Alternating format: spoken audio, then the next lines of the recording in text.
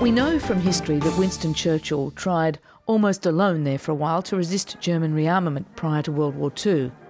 When Neville Chamberlain conceded Czechoslovakia to Hitler and promised peace for our time, Churchill knew that Hitler wanted more.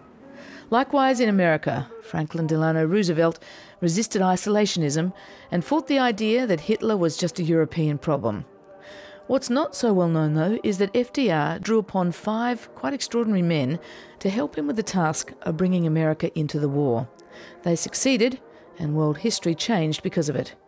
Their story is now told in detail by an Australian. Michael Fullilove, who's the head of the Lowy Institute for International Policy, has written Rendezvous with Destiny, how Franklin D. Roosevelt and 5 extraordinary men took America into the war and into the world.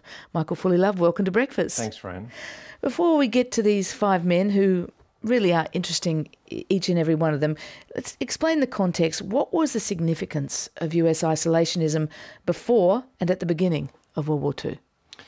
Well, in September 1939, when Germany invaded Poland, Hitler was obviously a clear and present danger to the world, including the United States, and yet only 1 in 40 Americans favoured a US declaration of war against Germany. I mean, basically, shielded by great oceans to the east and the west, and with pliant neighbours to the north and the south, the Americans did not want to get involved in the war, and this is what Roosevelt faced.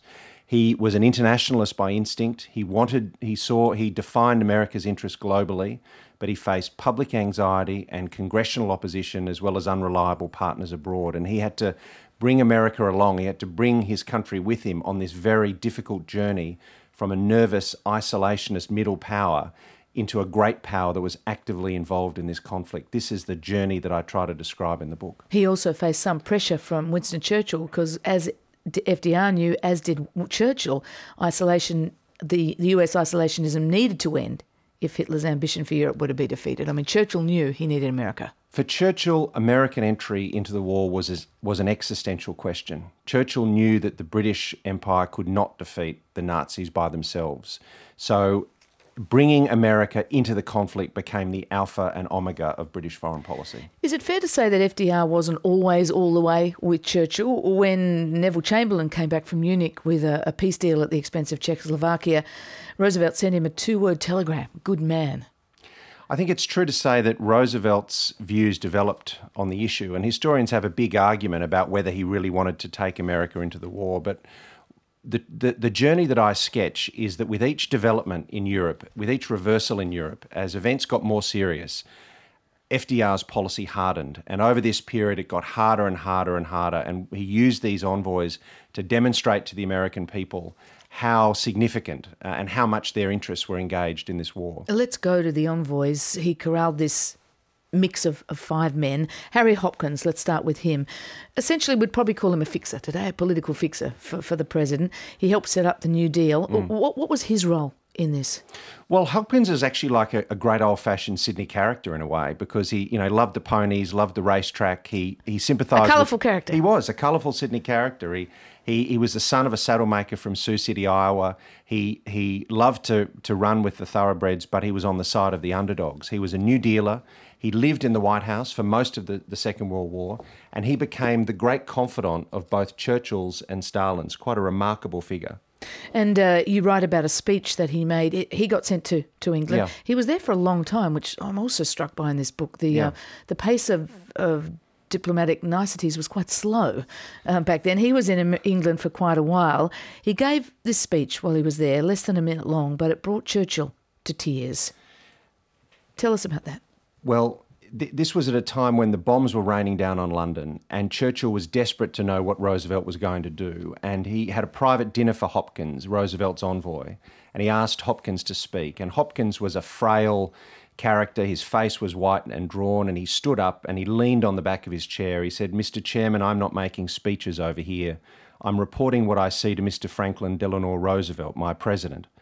He said, "But now that I'm here and I'm on my feet, perhaps I might say in the language of the old book," and here he paused and he looked right down the table at Churchill, "Whither thou goest, I will go, and where thou lodgest, I will lodge. Thy people shall be my people, and thy God my God, even unto the end." And tears were streaming down Churchill's face, and one of Churchill's advisors said, "All of us knew what it meant. Even to us, it sounded like a rope that was thrown to a drowning man." It was a promise. It was a very subtle signal to Churchill that Roosevelt was with him. And it's interesting, though, that this man had been basically hanging out with Churchill for a few weeks, that the promises and the pledges were still being made that subtly. Because Roosevelt was playing this very difficult game. I mean, he'd only just won re-election. Most of the Republican Party was dyed-in-the-wool isolationist. Most of the public were dead against deepening involvement. And so Roosevelt had to bring them along in a subtle kind of way. Tell us about one of the other five, Wendell Willkie. He was the Republican that Roosevelt had just defeated in the presidential election, and then he ropes him in. Willkie is one of the great forgotten figures of American life. He was a registered Democrat his whole life. He became a Republican at the last minute. Quite just by public acclaim, became the Republican nominee for president. He was this big, broad-shouldered, broad-minded internationalist Republican, and he ran against the rest of his party in advocating greater American intervention. And after he lost to Roosevelt in November 1940, he announced he was going to England. And Roosevelt brought him to the White House and gave him a magnificent letter to hand to Winston Churchill. And in giving him that letter, which quoted Longfellow and was a very dramatic and emotional letter, he really transformed Willkie almost into an instrument of his own diplomacy. Which was his plan, the way you write it. He had designs for Willkie that Willkie didn't particularly want to be a part of. I mean, this guy just knocked him off in the presidential election. He didn't want to really seem to be an instrument of the president. No, exactly. Roosevelt wanted to use him to boost British morale, to win over wary Americans to the cause, in particular to wedge the isolationist Republicans by sort of boosting the internationalist Republican. But Roosevelt was also a master politician, and he also wanted to demonstrate his mastery over the scene by using his opponent as a messenger boy, and Willkie didn't like that. And Willkie kept protesting that, you know, I'm not really an envoy, but he was seen as one. And the letter he carried, the ship of state letter, Yes. I mean, when you read it, which you will now, I hope. Yeah. So Roosevelt had Willkie in the day before he was inaugurated, and he took a piece of stationery and he wrote this: "Dear Churchill, Wendell Willkie will give you this. He is truly helping to keep politics out over here. I think this verse applies to your people as it does to us. Sail on, O ship of state. Sail on, O Union strong and great.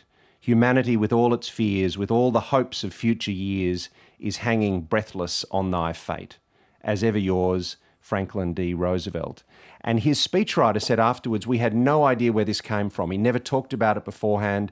It was the kind of gesture that Roosevelt had a genius for, and it became this sort of wonderful symbol of the Roosevelt-Churchill relationship. It's 8:21 on Breakfast. Our guest this morning is Michael Fullilove.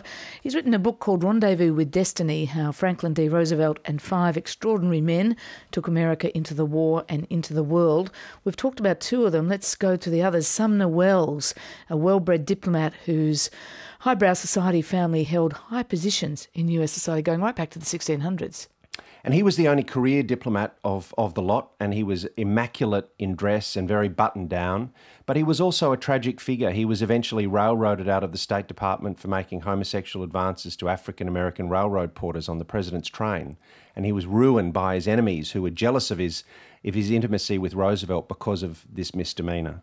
And he had an important role, though. He met with Hitler, he met with Mussolini. He did, yeah. So this was... The Pope? Exactly. He undertook a tour of Europe when Roosevelt was still clutching for a policy, I guess, before his policy hardened later in the book. What about Wild Bill Donovan? Wild Bill Donovan was a war hero from the First World War, a lawyer, a Republican adventurer, and he later became the spy master who established the OSS, which was the forerunner of the CIA. If you go to CIA headquarters at Langley, Fran, you'll see a bronze statue of Wild Bill Donovan. And but he was not that at this point.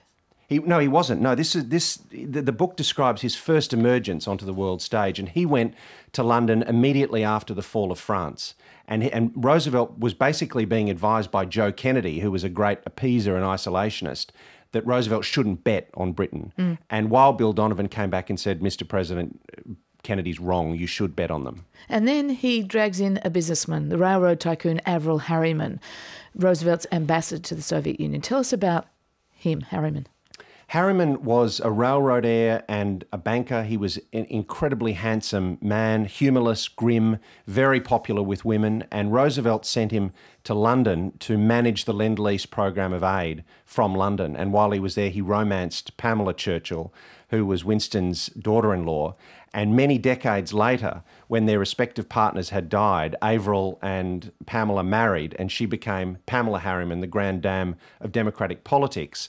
And Bill Clinton appointed her his ambassador to France, and Pamela Harriman, in one of these lovely sort of closed historical circles, Pamela Harriman died while swimming laps at the Ritz, which was Sumner Wells's hotel in Paris when he was on mission. It's all about the five. As important as these five were, Michael, wasn't it Japan that sealed the fate of the isolationists? I mean, if Pearl Harbor hadn't happened, America might not have entered the war.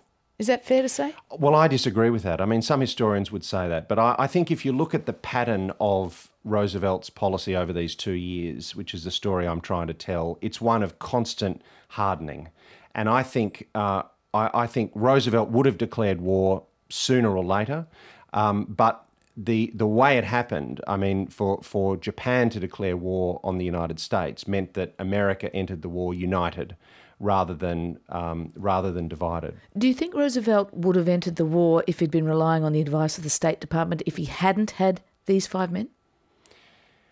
Look, in the end, I think leaders make these decisions, and Roosevelt's the one character we haven't spoken of, and he sort of looms over the rest of the characters. So I think he knew his own mind, but I think it's also true that these individuals played critical roles at important moments. Donovan, after the fall of France, as I mentioned, but Hopkins also, after the invasion of Russia, Roosevelt sent Hopkins back to Moscow. He was the first foreigner to meet with Stalin after Operation Barbarossa, and he sent a positive report back to Washington about Russia's chances of withstanding the German invasion. So I think they did play really critical roles. Just finally, Michael, it's a book of world history. It's for a world audience, and it's a great read. But you've had a good look into the Australian archives. What do they reveal? Lots of things. I mean, most Northern Hemisphere historians don't bother to come all this way to look at our historians. But because I'm an Australian, I was very alert to Australian references, and Australian characters play cameo roles. Bob Menzies walks in and out of the action. And Richard Casey and Stanley Melbourne Bruce, both Cambridge-educated Australian Tories who were serving as Minister in Washington and High Commissioner in London, actually play this really important little role in clearing the communications channel between Roosevelt and Churchill. So there's lots of little, Australian readers will see little Australian references sprinkled throughout the text. And there's one moment that's hard to get out of your mind when Roosevelt walks in on Churchill in the bath. That's right. Just after Pearl Harbor, Imagine. Churchill went to Washington and actually stayed with Roosevelt in the family quarters. And Roosevelt came upon him in his bedroom mid-morning in the bath. And he tried to roll his wheelchair out and leave. And Churchill stood up and called him back and said, "Franklin, come back. The Prime Minister of Great Britain has nothing to hide from the President of the United States." And so the bonds between men are formed. Michael Fullilove, thank you very much for joining us. Thanks, Fran. Michael Fullilove is the author of Rendezvous with Destiny, How Franklin D. Roosevelt and Five Extraordinary Men Took America into the War and into the World. It's published by Penguin. And Michael Fullilove, too, is also the head of the Lowy Institute. You're with Fran Kelly, RN Breakfast.